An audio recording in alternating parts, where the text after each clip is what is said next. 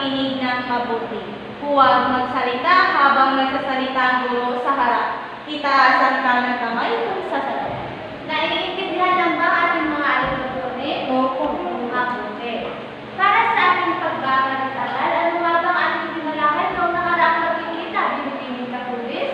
Tama. Ito ay tungkol sa mga katutubong panitikanan, salawikain, kasabihan at ito. Ngayong umaga ay magkakaroon tayo ng bagong talakayan. Pero bago ang lahat ng yan, ay magkakaroon muna tayo ng isang aktibidad na kung saan ay konektado ito sa ating bagong paksang pag-aaralan.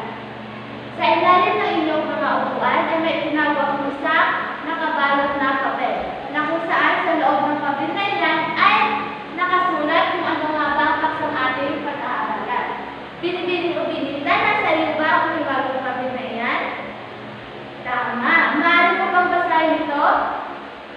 Magaling. Ang binasa ni Binibining o binita ay tungkol sa panahon ng Kastila. Pero bago natin alamin kung ano nga ba ang panahon ng Kastila, ay may mga layunin muna tayo na dapat nating makamit sa loob o pagkatapos ng ating talakayan. Maaari mo bang basahin Binibining o binita? Layunin. Sa loob ng 60 minutong aralin, ang mga mag-aaral ay nasahang natutukoy kung ano ang panahon ng Kastila na kapagsasadula sa pagbabagong naganap sa buhay ng Pilipino, napapahalagahan ang tungkol sa panahon ng Kastila. Maraming salamat. Makinig ang lahat sa ating gagawing talakayan. Isinasaalang noong unang pananahon ng mga Kastila sa ating kapuluan ay ang pananatili rito ni Miguel Lopez de Legazpi na siyang kauna-unahang Kastila Gobernador General na sumangkop sa ating bansa. Sinasabing mapaligaw sa Pilipinas ang pangkat ng Magallanes noong 1521. Maituturing na isang malaking kamalian ang pag-angkin ng mga Kastila na sila ang unang nakatuklas sa Pilipinas.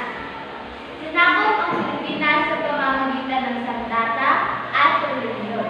Alam naman natin o hingit sa ating kaalaman na mahigit kumulang sa 4 na taon ang nakaraan nang mapaligaw sa Pilipinas ang pangkat ni Magallanes.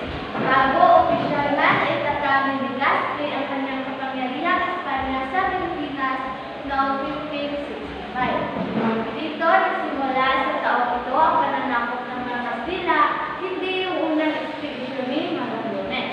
Nagkaroon ng 3 ekspedisyon sa Pilipinas na naipadala. Ngunit ang mga naturang ekspedisyon na ito ay hindi nakarating sa ating bansa o sa Pilipinas. Pinamunuan ito nila sa 1525, Isabela 1527 at marami pang ba. Hindi nakarating sa Pilipinas ang nasabing ekspedisyon dahil nung nasa Indonesia pa lamang sila ay hinaharap na sila ng mga Olandes. Karoon ng mga pagbabagong naganap sa buhay ng mga Pilipino. Unay na dito maaari mo bang basahin Binibining Lopez? Tinangkilik ang relihiyong Katoliko. Maraming salamat. Ito yung unang ipinakilala sa atin ang relihiyong Kristiyanismo. At ang kasunod, maaari mo bang basahin Binibining o binita? Nagpalit sila ng pangalang at nagpabinyag.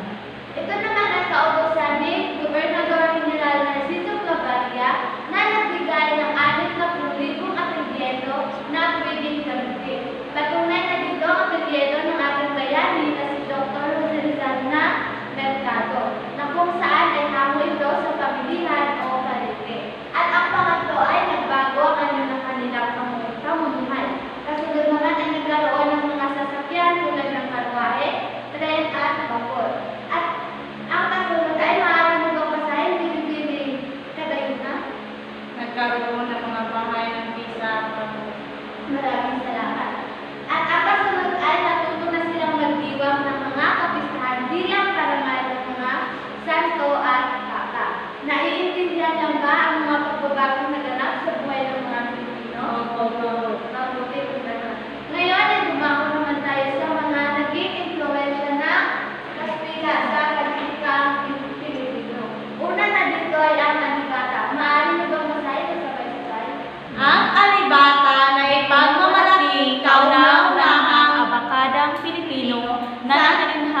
Nobitong Romano. Maraming salamat. Ang alibata ay ito yung unang inintroduce sa atin ng mga Kastila o pinakilala sa atin na o Abicendario. Ang alibata rin ay alam naman natin lahat ng alibata ay ito yung katutubong paraan ng sistemang pagsulat. Ang alibata naman ay binubuo ng 5 katilig at 14 na katilig. Ito ang halimbawa ng alibata. Naiintindihan lang ba ang ating tinalakay? Opo, ma'am. Kung ganoon ay magkakaroon tayo ng pangkatang gawain. Hahatiin ko kayo sa tatlong pangkat. Simulan ng pagbilang. 1, 2, 3. Dito ang unang pangkat, pangalawang pangkat at pangatlong pangkat. Maaari na kayong pumunta sa inyong pangkat ng matahimik. Ang bawat pangkat ay pipilit ng isang representante na pupunta dito sa harapan at bumunot ng inyong mga gawain. At pagkatapos niyan, ang bawat pangkat ay gagawa ng maikling pagsasalula batay sa inyong napunot na mga salita tungkol sa mga pagbabagong naganap sa buhay ng mga Pilipino. Bibigyan ko lamang kayo ng 10 minuto para gawin yan. Pero bago ang lahat ng yan, ay narito muna ang inyong pamantayan.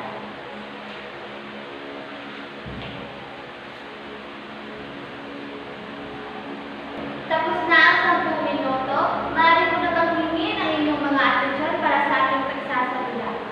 Ngayon, tumayan natin ang pangatlong pangkat na siyang unang magsasalula dito sa harapan. Magaling pangatlong pangkat. Bigyan natin sila ng 3 palakpak. 1, 2, 3. Ngayon, tumayan naman natin ang unang pangkat na silang pangalawang magsasalula. Magaling pangalawang pangkat. Bigyan naman natin sila ng 3 palakpak. 1, 2, 3. At ngayon, ang huli at hindi magpapahuli sa kanilang ginawang pagsasalula ay ang pangalawang pangkat. Magaling pangalawang pangkat. Bigyan din natin sila ng 3 palakpak. 1, 2, 3. Ang inyong mga ginawa ay napakahusay. Kahit sa maikling minuto na aking binigay ay nagawa pa rin ito ng tama. Kaya bigyan natin ng Alibudisha Club ang ating mga sarili. 1, 2, 3. 1, 2, 3. Very good, very good, very good. May mga katanungan pa ba batay sa aking ginawang pagtatalakay? Wala na? Okay, mabuti kung gano'n. Kung wala na kayong mga katanungan ay ako ang magtatanong.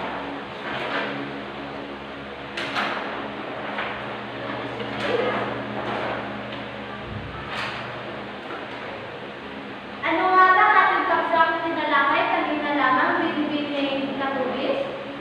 Tama! Ito ay tungkol sa panahon ng Kastila. Sino nga ulit ang Kastilang Gobernador General? Tama! Ito ay si Miguel Lopez de Legazpi. Ano-ano nga ang mga pagbabagong naganap sa buhay ng mga Pilipino ginoong Maniago? Tama! Ito ay ang tinangkilis ang relihiyong Katoliko, nagpalit ng pangalan at nagpabinyag, nagbago ang anyo ng kanilang mamumuhay, nagkaroon ng mga sasakyan tulad ng karwahe, tren, vapor at iba pa. Bilang isang estudyante, paano mo ba ito mapapahalagahan noong yago? Tama! Mapapahalagahan natin ito dahil ang panahon ng Kastila ay nagdulot ng malaking impluwensya sa ating kultura, relihiyon at edukasyon sa Pilipinas. Naiintindihan lang ba? Kung ganoon, ay kumuha kayo ng isang kapat na malinis na papel at sagutan ang mga sumusunod. Babasahin ko lamang ang mga katanungan ng 2 beses, kaya nakinig na mabuti. Para sa unang bilang, pangalawa, pangatlo, pang-apat hanggang 5 ay magbigay ng 2 pagbabagong naganap sa buhay ng mga Pilipino. Tapos na ba ang lahat? Okay, pakitaan ng inyong mga ballpen. Pakipasa ng inyong mga papel dito sa harapan sa bilang ko 5. 1, 2, 3, 4,